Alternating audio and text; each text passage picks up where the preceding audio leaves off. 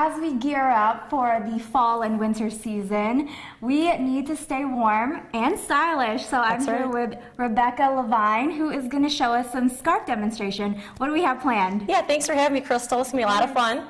So I have 5 different tying techniques we're going to go over, and they're just going to be great ways to kind of kick up your fall wardrobe, and they're going to be pretty easy. All right, let's get started. So the first one we're going to do is the shoulder tie. So you want to take it in half, and then you grab your folded end, follow it down to these 2 loose ends, and basically you're going to take the 2 loose ends and tie them together, and that's going to create your knot. Then you're just going to open it up a little bit where you had the corner, bring that around your head, and then you want to just kind of have the knot at your shoulder here. Wrap it one time and bring it around your head. So there's the first one, shoulder tie. The next tie is the turtleneck tie. Bring it around your head.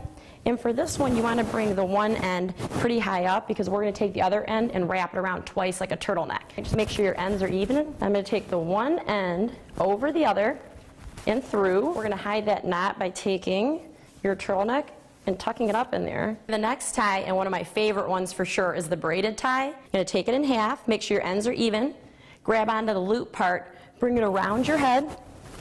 And for this one, you're going to take the end that's closest to the loop. You're going to bring it through the loop. Take the other end and put it in the top of the loop, pull it through, and then I bring it off to the side. Show your pattern. It's a quick way to have a put-together look. The next tie is actually really simple. It's called the wraparound. Basically, you just take it around, and then you do one time wrapping it around. One other option you can do is instead of keeping both to the front, you can just kick one back and have one feature end.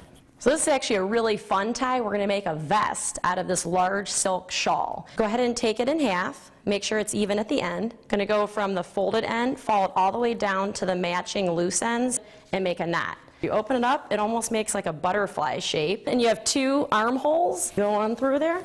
Grab the lapels that you created in the middle, tuck it in, fold it down. It just kind of gives you like a nice long lean line, kind of just like a loose fancy vest.